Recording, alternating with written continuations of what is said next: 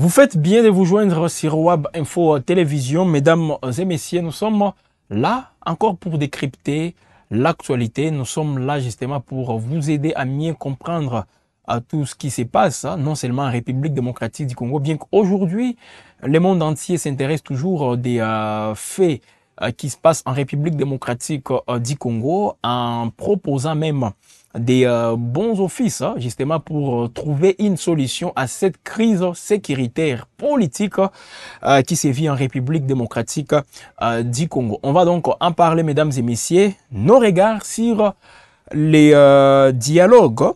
Voilà, les dialogues sur la paix et la sécurité en Afrique du Sud, organisés par la fondation de l'ancien président sud-africain Thabo Mbeki, lui qui convie donc les leaders politiques, sociaux, mais également ceux-là qui interviennent beaucoup plus dans les domaines sécuritaires en République démocratique du Congo, à prendre part à ces dialogues. C'est aussi pour donner sa contribution, ou disons faire aussi un geste pour que la paix soit aussi effective en République démocratique du Congo. On va en parler et nous sommes donc heureux de vous savoir nombreux, mesdames et messieurs, en train de nous suivre sur Web Info.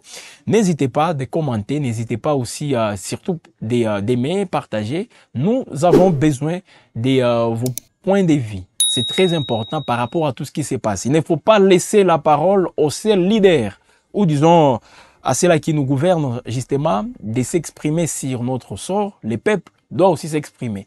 Et sur Web Info, vous avez justement cette possibilité. La scène politique congolaise s'apprête donc à prendre la direction de l'Afrique du Sud, justement, où la Fondation Mbeki organise du 3 au 6 septembre 2025 une conférence de haut niveau consacrée à la paix et à la sécurité en République démocratique du Congo. Donc c'est axé tout simplement sur la sécurité en République démocratique du Congo. On ne parle pas de la région des Grands Lacs, on parle de la République démocratique du Congo. Voilà cette solution à l'interne que plusieurs voix sont en train de réclamer. Et là, c'est la Fondation Thabo Mbeki qui en parle.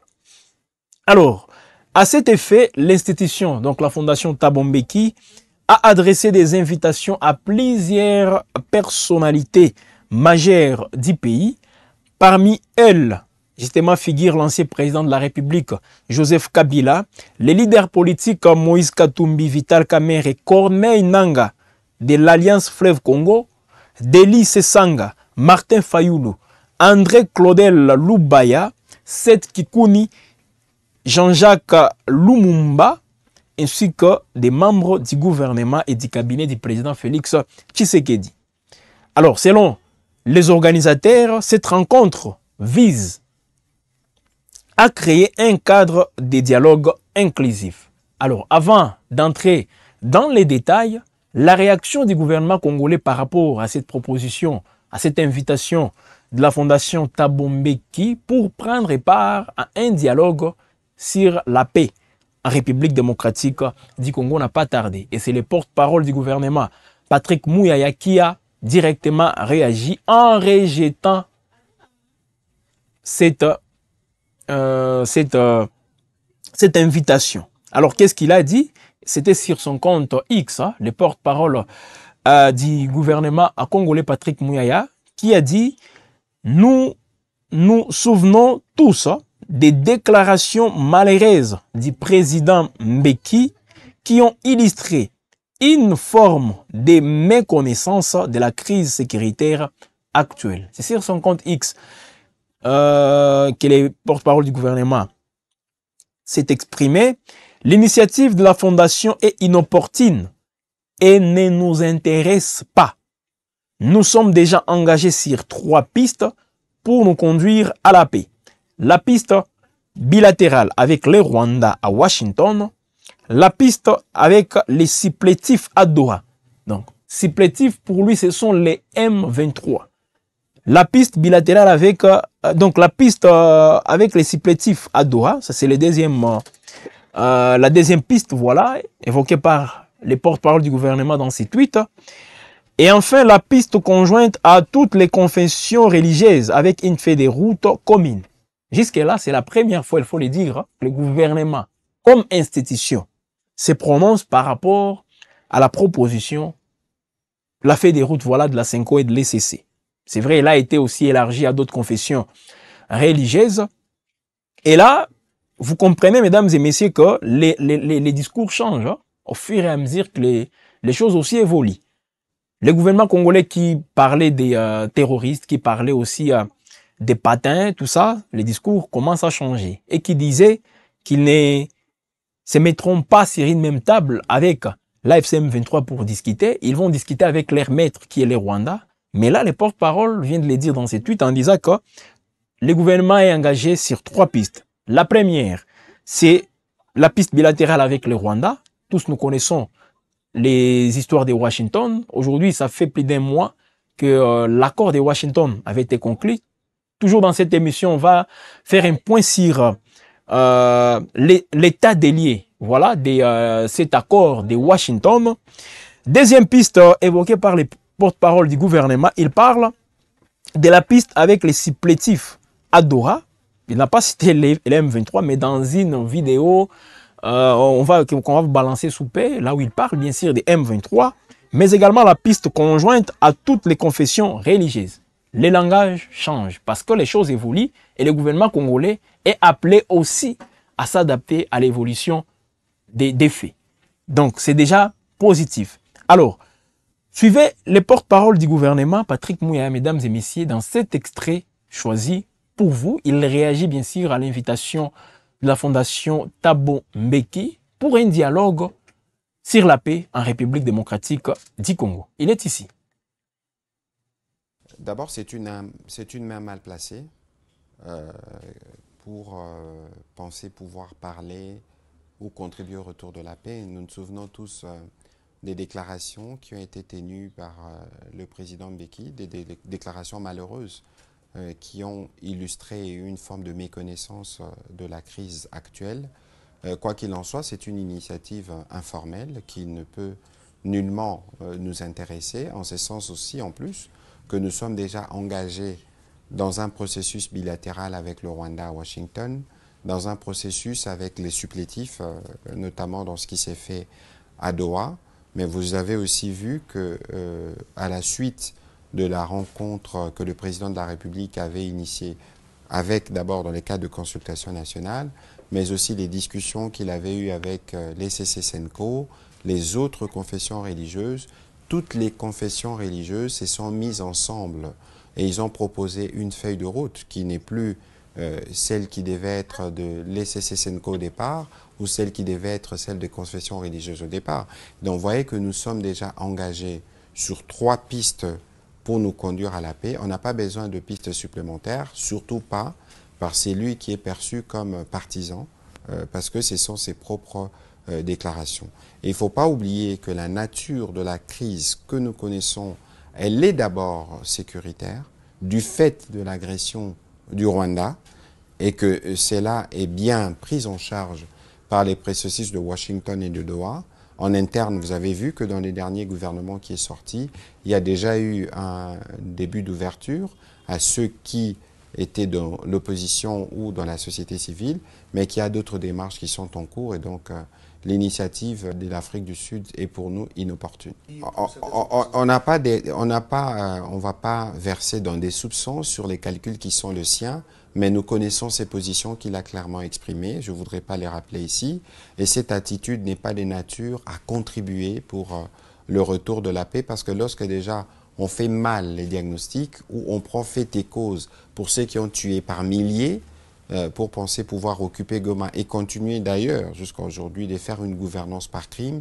Vous voyez, vous tous les jours, les crimes que nous recensons, les Congolais qui sont massivement en train de quitter Goma parce qu'ils n'en peuvent plus d'être étouffés dans leur liberté fondamentale. Et nous pensons véritablement que quelles que soient ses intentions, ça ne nous intéresse pas et il n'y a aucune personnalité dans les institutions actuelles, ni les conseils spéciaux du président de la République, encore moins le président de l'Assemblée nationale, qui ne pourra participer à ces discussions. Avec cette réaction, mesdames et messieurs, on peut donc comprendre que la participation aussi des différents acteurs invités à ces dialogues, les acteurs beaucoup plus aux visions souvent divergentes, ça fait donc, ça ne va pas permettre aussi des débouchés sur des engagements concrets, surtout en faveur de la paix, une paix durable en République démocratique du Congo. Parce que quand on parle de la paix, on voit aussi la stabilité. La stabilité, c'est qu'il y a des institutions qui sont aussi bien assises. Il y a donc des institutions à tous les niveaux, au niveau même territorial, provincial et au niveau sur toute l'étendue voilà, de la République, qui est donc des institutions bien assises. Alors, je reviens sur l'objectif de ces assises qui seront organisées du 3 au 6 septembre 2025 en Afrique du Sud, selon les organisateurs voilà, de ces assises. La rencontre va donc viser à créer un cadre de dialogue inclusif. Cadre de dialogue inclusif. Là, on ne parle pas aussi de cette exclusivité qui se fait toujours remarquer. Tout le monde, toute tendance confondue sur une même table pour dialoguer, pour discuter. Dialogue inclusif, et c'est aussi pour permettre aux acteurs politiques congolais d'échanger sur les défis sécuritaires persistants dans l'est du pays et de réfléchir à des mécanismes de stabilité nationale, pas internationale, stabilité nationale. Donc ça concerne tout d'abord la République démocratique du Congo.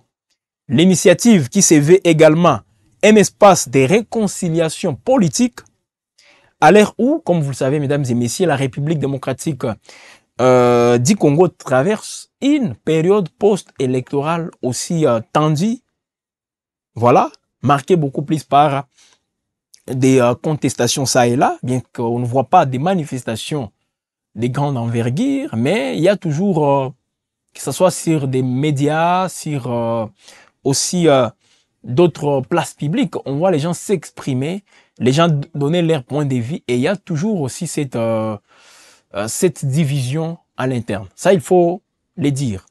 Parce que c'est vrai, on n'est pas appelés tous à parler le même langage, mais quand il y a un idéal pour toute la République et que cet idéal ne nous met pas tous d'accord, ça veut dire qu'il y a donc une division au niveau interne. Donc, depuis les élections, il y a une crise aussi tendue, surtout politique. C'est dû aussi au fait pour les uns de ne pas se retrouver. Donc, les mécontentements sont là. Il y a aussi d'autres qui estiment qu'on ne les associe pas. Même au sein des lieux sacrés, comme vous le savez, il y a toujours des mécontentements.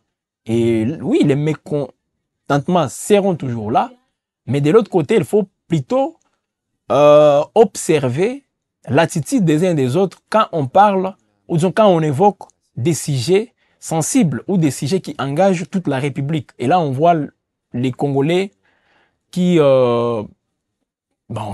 chacun s'oriente à son niveau pour s'exprimer comme il veut. Et il y a donc le tissu social qui n'est pas toujours aussi renforcé. Suite à des méfiances entre les différentes forces politiques au pays. Voilà donc l'idée pour la fondation Thabo Mbeki, une fondation aussi connue pour son implication dans la médiation africaine. Ce n'est pas seulement en RDC où cette fondation s'invite dans des affaires internes. Elle le fait souvent, elle intervient dans des médiations en Afrique. Et il faut aussi souligner que cette conférence aussi, parce qu'en parlant de cette conférence, c'est une conférence, mesdames et messieurs, qui s'inscrit dans une logique de solutions congolaises aux crises congolaises. Là, cette phrase me rappelle un tout petit peu les fameux discours de l'ancien président de la République, Joseph Kabila, en parlant des solutions africaines aux problèmes africains. Voilà. Alors, c'est dans cette même optique voilà, que cette fondation s'invite aussi dans les affaires en République démocratique du Congo pour trouver des solutions congolaises aux crises congolaises. tout en bénéficiant, il faut aussi le dire, tout en bénéficiant aussi l'appui des partenaires régionaux et internationaux. On ne dit pas que les experts au niveau de la sous-région des Grands Lacs, SADC, seront exclus. Mais ils vont intervenir pas dans l'idée de contribuer pour que la paix soit effective dans toute la région des Grands Lacs, par exemple. Comme ça s'est dit aujourd'hui avec les pactes sociaux pour la paix et les bien vivre ensemble de la CENCO, particulièrement en RDC, mais de manière générale, c'est dans toute la région des Grands Lacs. Voilà pourquoi on a vu les évêques faire les tours, je ne peux pas dire du monde, hein, mais ils ont quand même eu à être, ils ont réussi dans des ambassades, dans des palais présidentiels, justement pour parler de ces projets, de ces pactes, voilà, pour la paix et les bien vivre ensemble en RDC et dans toute la région des Grands Lacs. Alors déjà, il y a des différents, voilà, acteurs, comme je le disais, aux visions souvent divergentes, et ça risque de compromettre même la tenue effective, voilà, de ces dialogues pour 3 jours en Afrique du Sud. Alors, les opposants conviés aussi à ces assises, est-ce qu'ils vont répondre présent? Il y a Katumbi, il y a Joseph Kabila.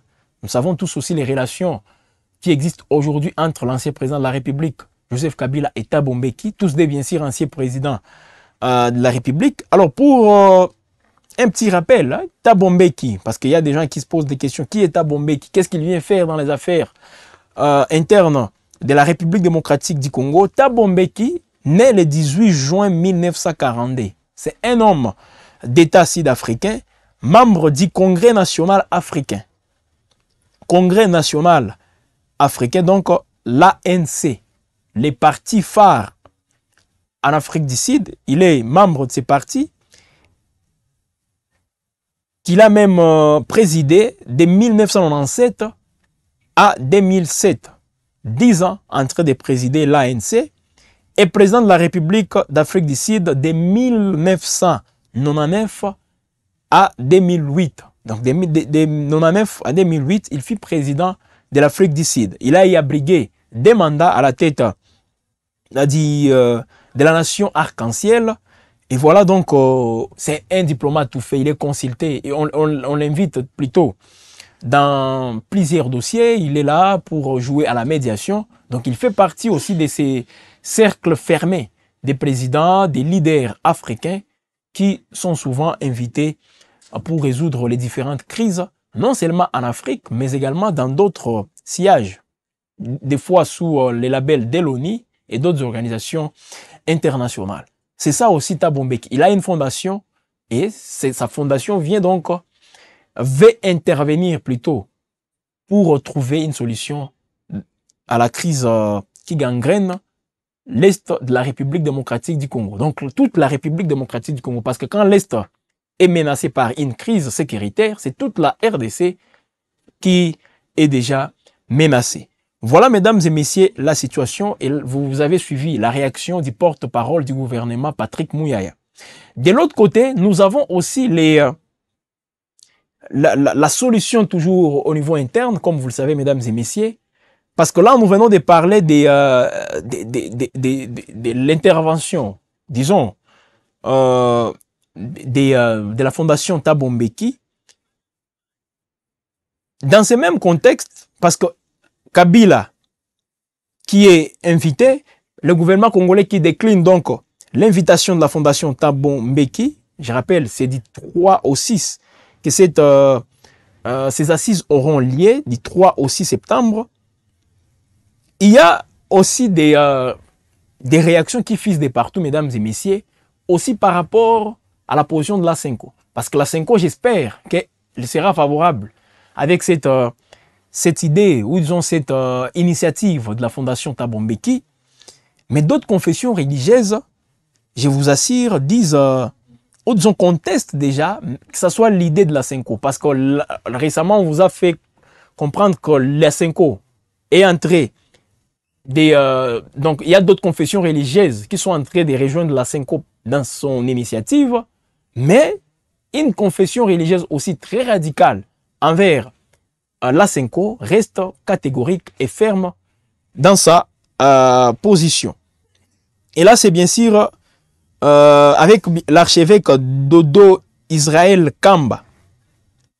Voilà, dit Conseil interreligieux congolais, CIC, Conseil interreligieux congolais, qui s'oppose toujours, qui n'est pas d'accord avec cette façon de voir de la Senko et de l'ECC. Nous vous proposons, mesdames et messieurs, de les suivre dans cet extrait, puis on va revenir pour la suite, parce qu'il y a des initiatives qui sont menées. Le porte-parole du gouvernement réagissant à la Fondation Thabo Mbeki, lui-même, il a parlé des différentes initiatives, et vous allez comprendre que jusque-là, les choses n'avancent pas. Que ce soit au niveau des Doha, surtout à Washington, un mois après, donc plutôt 2 mois après, où est-ce qu'on en est? Parce que c'est depuis le mois de juin que la déclaration, donc disons l'accord de paix avait été signé, mais aujourd'hui, il y a quelques préalables qui ne sont même pas aussi examinés. Suivez donc l'archevêque, hein, voilà, c'est comme ça qu'on l'appelle, archevêque Israël Kamba, Dodo Israël Kamba, dans cet extrait. Bon, vous savez que tout ce qui peut être initié comme pensée pour apporter la paix dans notre pays ne peut qu'être loué comme initiative. C'est vrai que je ne connais pas les TDR, je ne sais pas de quoi est-ce qu'ils vont réellement, comment ils vont procéder, mais du moment donné que c'est pour la paix qui apporte la paix, disais-je, dans notre pays, donc pour moi c'est quelque chose à louer. Mais j'aurais bien voulu qu'ils tiennent compte d'autres paramètres également. Je pense que ça, si c'est fait de bonne foi et de bon cœur, ça peut être le cadre pouvant ramener tout le monde ensemble. Oui. Écoutez, cette analyse n'est pas fausse, elle peut être fondée du moment donné que le tandem Senko-SCC est porteur d'une initiative allant dans le même sens, mais leur procédé a été contesté par une autre tendance confessionnelle. Moi, je pense que pour pouvoir trouver des idées et qui soient carrément constructives, il faudrait prendre aussi un autre son des cloches de ceux-là qui ne sont pas d'accord avec l'approche ou l'initiative de ces tandems Senko-SCC. Donc je crois que cette analyse est carrément fondée. À ce stade, s'ils veulent crédibles ces échanges et constructifs, il faudrait que l'on tienne compte de ces paramètres-là. J'ai appris que, d'une part, il y a eu des voix qui sont institutionnelles ici au pays, il y a eu des voix qui sont du côté de l'opposition et même des voix de ceux qui ont touché aux armes. Donc l'essentiel dans ça, c'est qu'on écoute tout le monde pour pouvoir sortir dedans des résolutions pouvant mettre les gens ensemble. Ici, ça doit être le cas. Même du côté des religieux, il faudrait qu'on tienne compte de ces paramètres pour que ce soit crédible, que ça puisse avoir son sens, tout son sens. Parce qu'il a le tandem Senko-SCC et même d'autres qui se sont alliés après, derrière eux, partagent les mêmes avis, quoi, disais-je. Mais il y a aussi une autre tendance qui ne voit pas les choses de cette manière. Il faudrait leur aussi accorder l'oreille. Qu'on écoute aussi ce qu'ils pensent, les autres chefs religieux ou les autres confessions religieuses.